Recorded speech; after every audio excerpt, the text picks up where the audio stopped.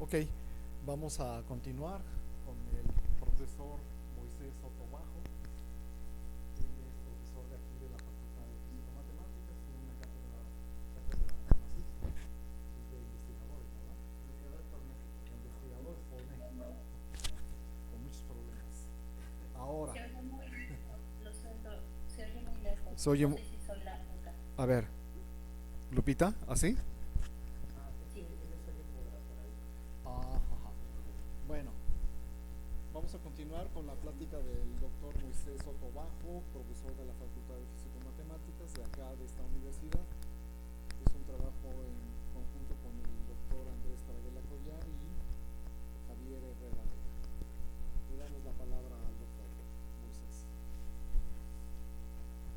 No sé si quieren que comparta la plática en español o en inglés.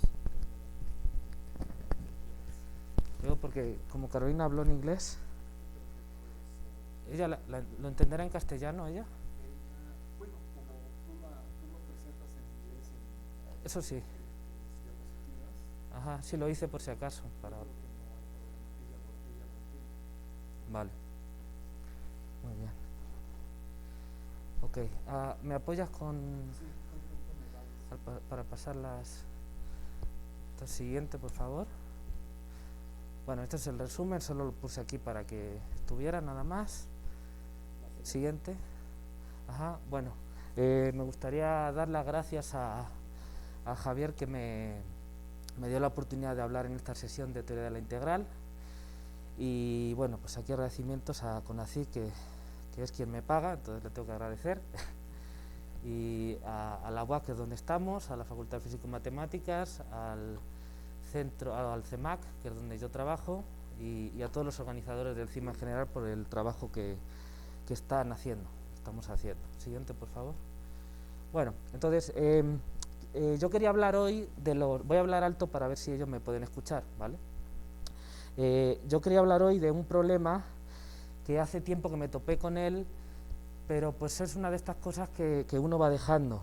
Y cuando uno lo mira, pues es sorprendente porque parece un tema Disculpa que te interrumpa, pero quizás te podrías acercar un poco al micrófono. Es que Ok, no soy la única que no te escucha Yo creo que muy no bien. haces Perdón, falta. disculpe. vale. Te pones Sí, cerca. sí, sí, está bien. Entonces, como decía, es un tema que hace tiempo que me topé con él y es un tema que sorprendentemente, pues, digamos que se da como folclore, es de este tipo de cosas que se dan las cosas por hechas, pero parece que no se pone orden en ello, pero en matemáticas pues hay que poner orden en estos asuntos. ¿Bien? Y de hecho es un tema que hace tiempo que cuando di un seminario di una plática en el seminario de análisis de aquí de la facultad, lo estuve hablando con el doctor Miguel Jiménez, entonces volvió a salir y ya había salido cuando yo estaba estudiando mi tesis doctoral y demás. Entonces voy a hablar ahora de él. Es un trabajo que estamos a punto de publicar, es una parte de un trabajo que vamos a publicar, pero creo que era su sitio natural esta parte aquí en la sesión de teoría de la integral. Entonces, ¿cuál es la motivación nuestra para estudiar el soporte de funciones medibles en general? Bueno, pues porque nociones como la de soporte compacto o la de banda limitada pues están muy presentes, pues, por ejemplo, en el análisis armónico y toda la ingeniería de señales y demás, ¿no?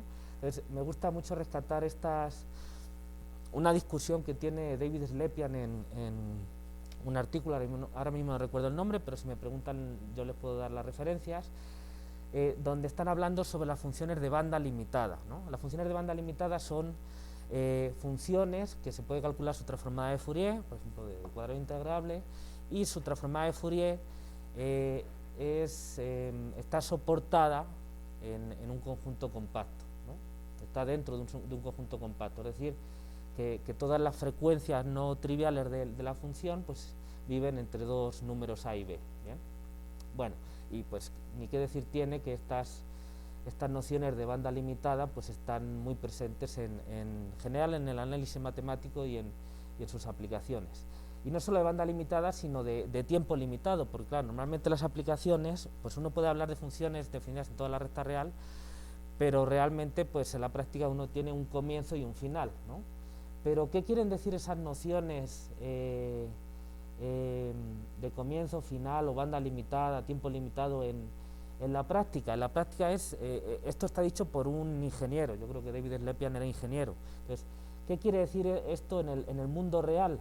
Porque cuando tú tienes una señal, pues, ¿qué quiere decir? Que tiene un principio y tiene un final, porque pues tendrías que para eso poder decir si lo puedes medir al principio o al fin, en tiempos infinitamente pasados o infinitamente futuros, o qué quiere decir de banda limitada. Tendrías que poder medir sus frecuencias, su respuesta a frecuencias arbitrariamente grandes, tanto a la derecha como a la izquierda, ¿no?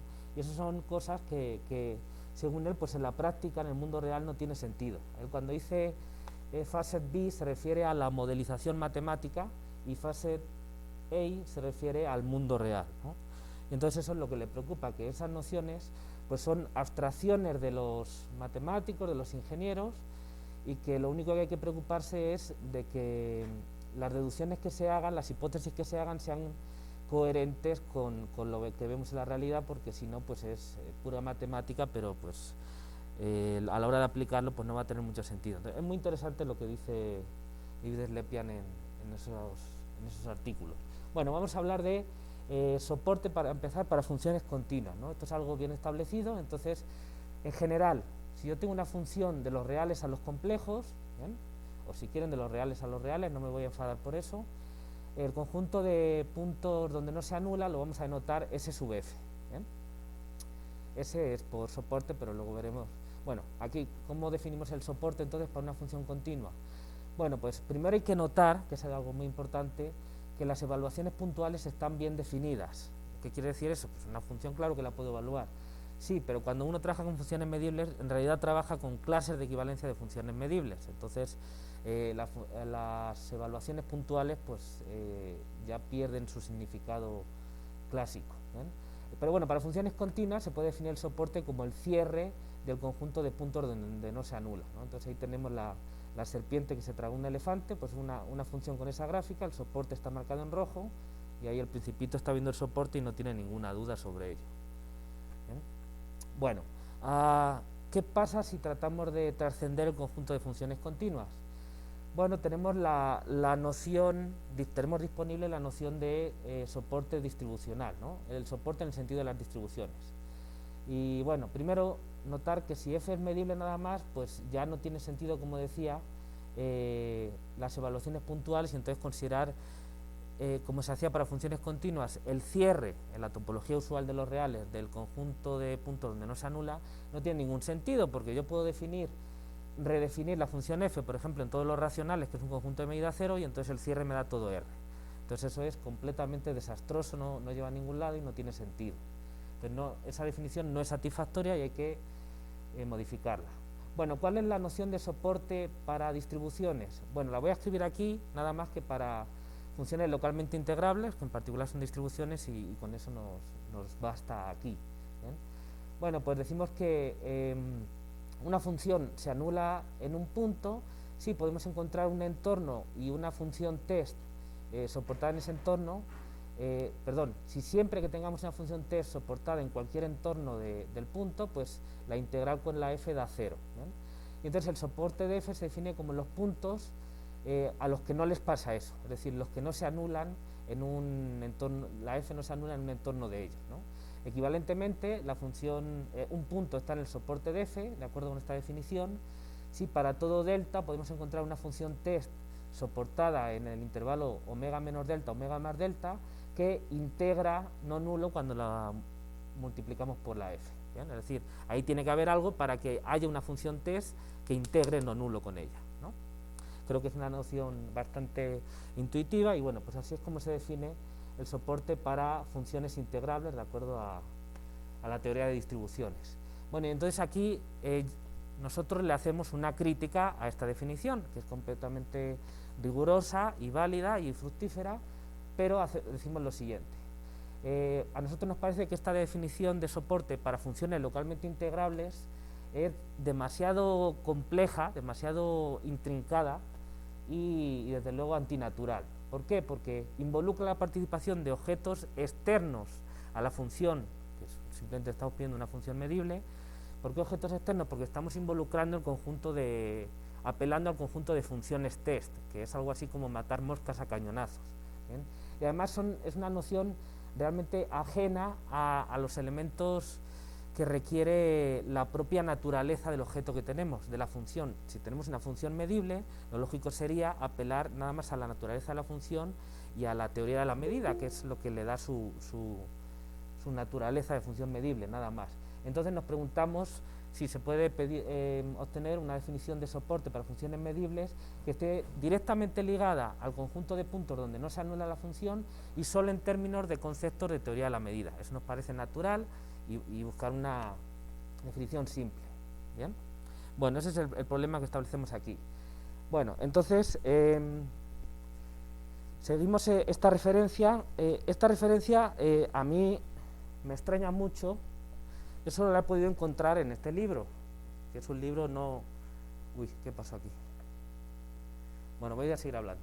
En este libro de Ulianov y Diachenko, de teoría de la medida, que es una traducción de un libro ruso, por supuesto, y no es tan bien conocido. Ay, pinches antivirus. No sé si nos siguen oyendo.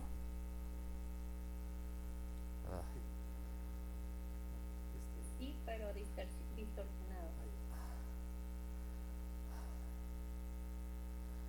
De veras, que es que...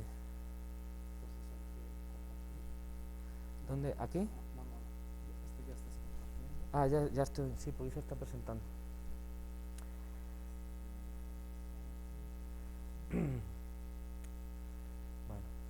esto es como una secuela de la película Terminator, donde las máquinas ya se han hecho con el mundo. Lo que pasa es que esto es más sutil. Pero ¿a poco cerró el documento? Ah, sin querer, está bien. Claro, sí, no hay problema. Ahorita rápido llego a la página que era. Gracias, Javier. Bueno, ¿me oyen? Sí. Ok.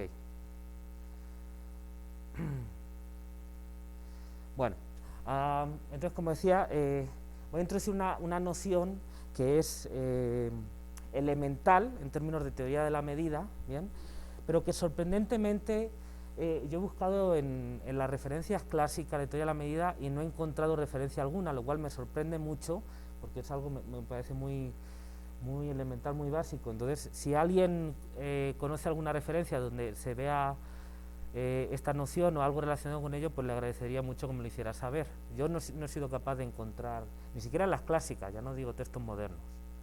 ¿Bien? Bueno, en cualquier caso, si tenemos un conjunto omega medible Lebesgue, decimos que un punto, un número real omega es un punto con carga de omega si existe un delta positivo tal que la medida de Lebesgue de la intersección de omega con el intervalo ese que aparece ahí es igual a 0. Es decir, que podemos encontrar un entorno del punto donde realmente el conjunto omega no está rodeando al punto, porque si hay puntos de omega mayúscula, pues son muy pocos.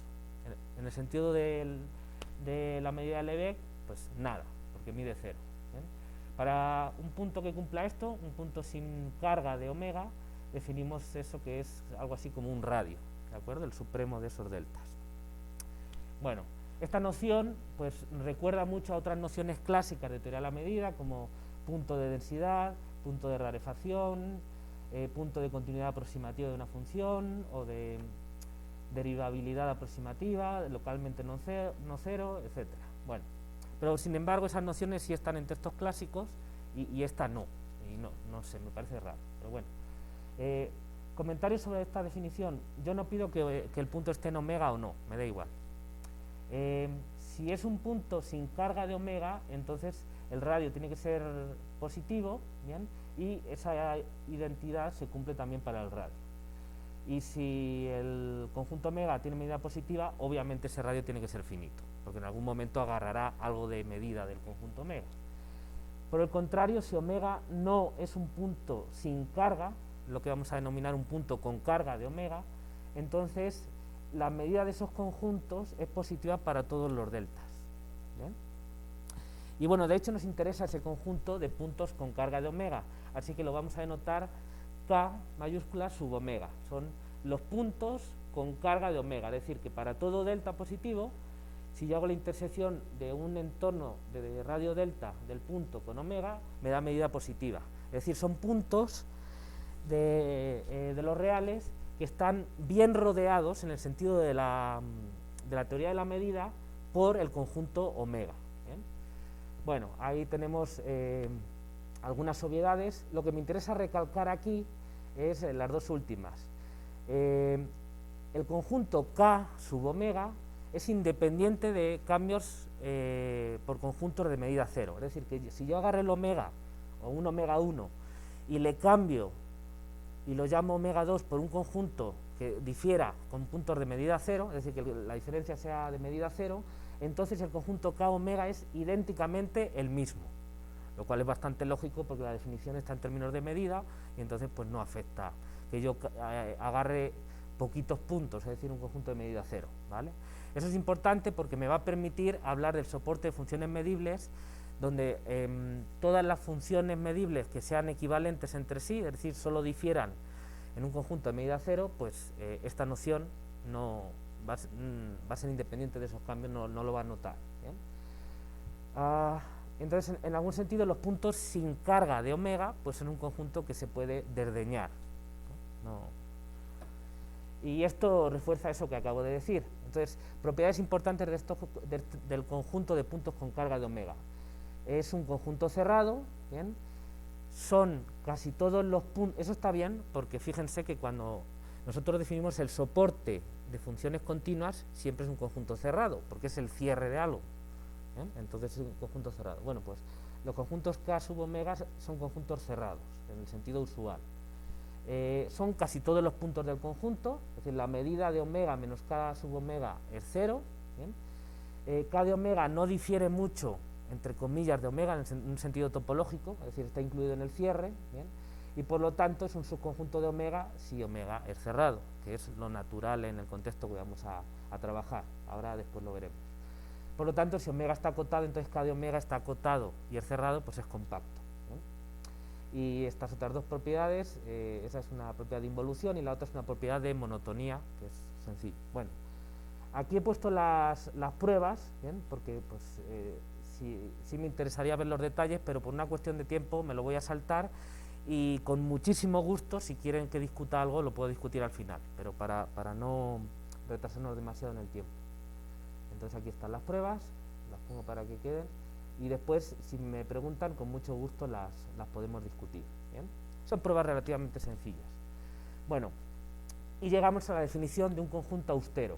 Un conjunto austero, un conjunto de números reales se dice austero si K de omega es igual a omega, ¿de acuerdo? O sea que, en definitiva, que omega no tiene puntos sin carga. Todos sus puntos son puntos con carga del conjunto y no hay ninguno más, ¿no? En particular, el conjunto tiene que ser cerrado, ¿no? Bueno, ese es el primer comentario. El segundo es que, pues si uno ve el resultado, uno se da cuenta, sobre todo de las pruebas del lema anterior, que realmente si uno agarra un conjunto cerrado, simplemente le quita los puntos sin carga y lo que le queda ya es un conjunto austero, nada más, ¿eh? Y por supuesto los conjuntos austeros son los conjuntos de la forma K de alguien, no son otros. Bueno, ¿qué tiene que ver eso con el soporte de funciones? Bueno, pues tenemos el siguiente resultado, ¿bien? Por supuesto, no lo dije antes, el soporte, la definición de soporte en el sentido distribucional generaliza la noción de soporte para funciones continuas, por supuesto. Bueno, pues ahora lo que decimos es que con este conjunto K nosotros podemos generalizar la definición de soporte para funciones localmente integrables. O más bien, no generalizar, ver una caracterización alternativa, ¿no? Realmente. Entonces lo que decimos es que si f es una función localmente integrable en los números reales, entonces el soporte de f en el sentido distribucional que dijimos antes coincide con el conjunto de puntos con carga del conjunto de puntos donde la función no se anula, ¿bien? Entonces lo que nos está diciendo es que, al contrario de lo que pasaba con las funciones continuas, decíamos, bueno, pues tenemos el conjunto de puntos donde la función no se anula, lo que hay que hacer es tomar el cierre topológico, ¿bien? eso en general es demasiado bruto, no puedes hacer eso en general. Lo que tienes que hacer es considerar el conjunto de puntos con carga, eso es más sutil y entonces eso sí te funciona para funciones medibles, de hecho para funciones localmente integrables. ¿Bien? Bueno, pero obviamente si yo tengo una función medible, yo siempre puedo definir el conjunto de puntos con carga de la función, porque no necesito ninguna integral ahí ni nada, simplemente es una cuestión de la medida de ciertos conjuntos. ¿Bien? Entonces, en ese sentido sí generaliza. Aquí estoy diciendo que si uno define el soporte de una función medible como el conjunto K sub S sub F, entonces esta noción generaliza para funciones localmente integrables. ¿Bien? Bueno, para funciones características, vale 1 en omega, 0 fuera, pues es eso, obviamente, y entonces pues este resultado nos dice que la clase de conjuntos austeros es precisamente la clase de soportes de funciones localmente integrables. ¿Bien? Bueno, aquí tengo la prueba, que si quieren la podemos discutir después, con mucho gusto, pero son todo nociones elementales, no utilizo nada de demasiado peso. Bueno, otro resultado es que, porque esto nos va a interesar para hablar de funciones de tiempo limitado o de banda limitada. Entonces, se tiene el siguiente resultado. Si yo tengo una función localmente integrable y un conjunto omega de reales cerrado, entonces las siguientes condiciones son equivalentes. El soporte de f está dentro de omega, el soporte de... Por cierto, aquí todas las igualdades e inclusiones entre conjuntos son de la manera clásica, no salvo conjunto de medida cero, es la definición clásica de igualdad o de contención de conjuntos, tal cual, ¿vale? El soporte de f está contenido en omega, o el soporte de f está contenido en k de omega, o el producto de f por la característica de omega es igual a f en casi todo punto, o la función f se anula en casi todo punto fuera de omega. ¿Bien? Estas son nociones que en la literatura pues se da como folclore, que son equivalentes, entonces quizá aquí nada más la novedad es la condición 2. ¿Bien? Pero bueno, todo esto se puede demostrar con rigor y no hace falta apelar a la intuición, ¿no? Uno puede hacerlo con cuidado. Por supuesto son hechos básicos y la gente no se preocupa mucho de esto, pero hay momentos en los que sí hay que preocuparse. Después abundaré en ello. ¿Bien? Bueno, aquí están las pruebas. Entonces, vamos ya con funciones de tiempo limitado, ¿no? O de soporte compacto, como suelen decir, y de banda limitada. Bueno, entonces, primero, tiempo limitado. Dado un conjunto omega cerrado, el operador de restricción es ese de ahí, es multiplicar por la función característica de omega. ¿Bien? Es decir, fijarme nada más qué pasa en el conjunto omega. Entonces, una proyección ortogonal, da lo mismo fijarme en omega que en k de omega, eso sale de los resultados anteriores, y entonces uno puede definir el espacio de restricción L super 2 sub omega, que son las funciones en L2 cuyo soporte está dentro de omega, ¿no? En particular, cuando omega es un conjunto acotado, pues esas son funciones de soporte compacto, lo que se suele denominar funciones de soporte compacto. ¿Bien? Pero aquí estamos aclarando bien lo que entendemos por soporte, y sobre todo una forma más accesible que no tiene que ver con funciones test de entender esas nociones. ¿Sí? Bueno, pues resulta que una función esté en este espacio L omega 2 equivale a que esté en LK omega 2 o que sea igual a su proyección en el sentido de L2, ¿bien? O que, pues la otra condición, ¿no? Que se anule en casi todo punto fuera de omega. Y estos espacios L omega 2 son subespacios cerrados de L2, por supuesto, y son la imagen por el operador de restricción P sub omega de todo el espacio L2. ¿Bien? Bueno, vamos ahora con banda limitada. Entonces esto es un recordatorio nada más de la transformada de Fourier, ¿bien? Que es un operador unitario en L2.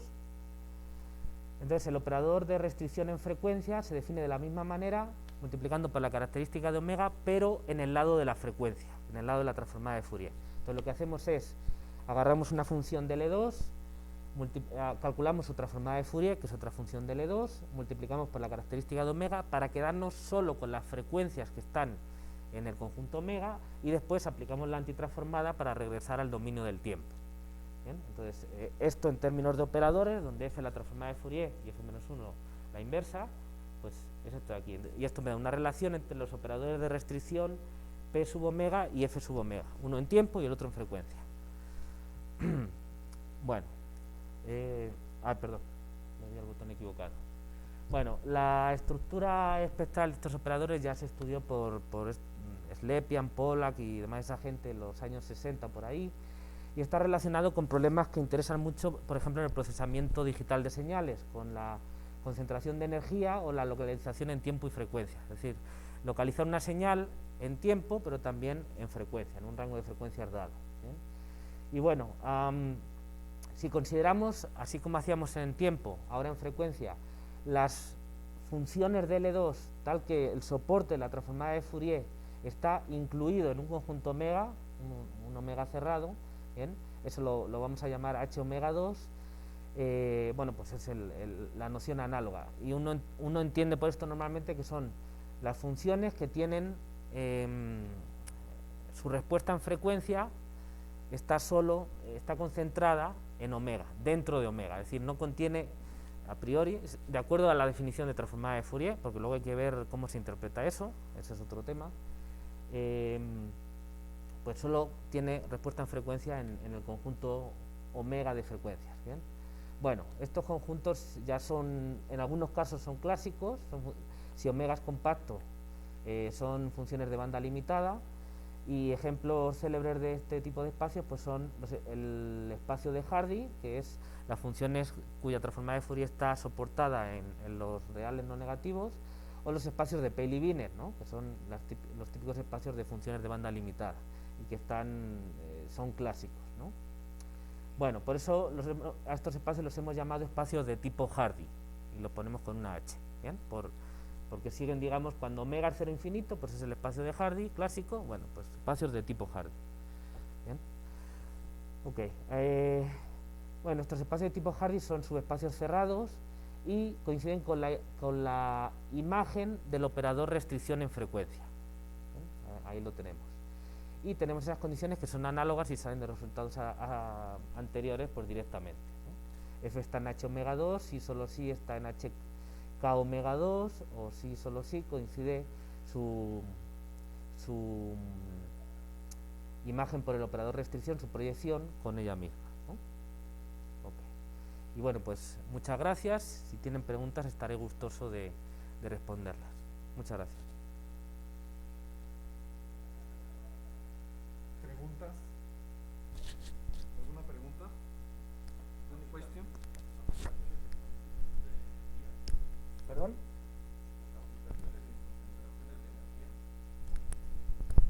Sí, ¿quién preguntó, perdón? Para saber a quién respondo. Ah, perdón, es que yo... ¿Era Roberto? No. Sí, Roberto, ok. Aplicaciones en concentración de energía, sí. Precisamente eso es lo que nos motivó a estudiar esto. Nosotros estábamos estudiando el análisis de señales electroencefalográficas, ¿vale? Entonces, te ponen aquí unos electrodos, un casco, y te miden la diferencia de potencial que genera tu cerebro, ¿no? A través del cuero cabelludo. Entonces, esas señales son señales oscilatorias y los médicos ya saben de hace mucho tiempo que el cómo se comportan esas señales te da información sobre cierto tipo de información, todavía queda ahí mucho por trabajar, pero te da cierto tipo de información sobre qué está pasando en el cerebro. ¿Bien? Y en particular lo que ellos han determinado es que según la frecuencia de oscilación de esas señales, ellos tienen cierta idea de qué parte del cerebro está funcionando y qué tipo de actividad puedes estar realizando o qué tipo de problema puedes tener, ¿no? Entonces ellos, los doctores hablan de ritmos alfa, ritmos beta, ritmos gamma, ritmos delta, y esos están ligados a rangos de frecuencias, ¿no?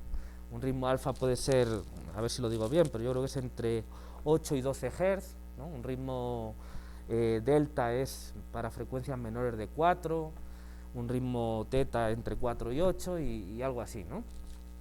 Y entonces pues se asocian a distintos estados de conciencia o de actividades, etcétera, o estados patológicos. Entonces, claro, interesa mucho la descomposición en frecuencia, localizada en frecuencia de una señal, porque tú quieres decir, bueno, yo tengo una señal, ¿qué tanto oscila esa señal en un cierto rango de frecuencias. Uno espera poder hacer un análisis y si se puede, una descomposición mejor de esa señal en rangos de frecuencias. ¿Bien? Entonces eso es la localización en el rango de la frecuencia. Pero también te interesa la localización en el rango del tiempo, porque yo te puedo estar haciendo un análisis durante todo un día y a lo mejor pues te interesa el rato en el que has estado durmiendo, tu fase del sueño, o te interesa el tiempo en el que has estado haciendo un problema de matemáticas porque quieren ver qué te está pasando en cierta parte del cerebro, o quieren, o te está dando un ataque epiléptico y quieren ver qué te pasa durante el ataque, simplemente, ¿no? Por ejemplo, por hacer muchas cosas. Entonces, esto es una situación paradigmática de muchas otras que se da en el procesamiento digital de señales, que es la localización en tiempo-frecuencia. Es decir, me interesa saber en este momento, en este intervalo de toda una señal que tengo, temporal, en este intervalo de tiempo, cómo está oscilando, con qué frecuencias, ¿no? Es decir, si oscila más rápido o más lento, normalmente es una combinación de distintos tipos bastante compleja, pero uno lo que quiere es hacer ese tipo de análisis, ese tipo de análisis y de descomposiciones, ¿no? para poder sacar conclusiones de ello. Y eso es lo que nos motiva a nosotros en el trabajo que bueno, no cité, pero esto forma parte de ese trabajo. Estamos analizando eso, estamos dando un marco teórico para enfocar esto, que esto es todavía mucho más amplio, porque tiene que ver con cómo interpreta uno el término de frecuencia, el concepto de frecuencia, perdón. Planteamos si la transformada de Fourier es la herramienta adecuada para ello, porque hay ciertas problemáticas ahí. Tenemos un artículo que ya está sometido a publicación, pero todavía no nos responden, discutiendo este tema, y este otro trabajo en el que discutimos, en el que hacemos una propuesta sobre cómo hacer este tipo de análisis. Y entonces, claro, lo primero que hay que hacer es decir, bueno, para formalizar todo esto, tenemos que tener claro qué quiere decir que una señal, una función de cuadrado integrable, esté soportada en un intervalo y tenga sus frecuencias soportadas en un intervalo, para empezar, porque si no, ¿de qué estamos hablando? ¿Bien? Y entonces eso nos llevó a aclarar esta situación. No sé si eso responde. Gracias. Pregunta? ¿Se escucha, Lupita?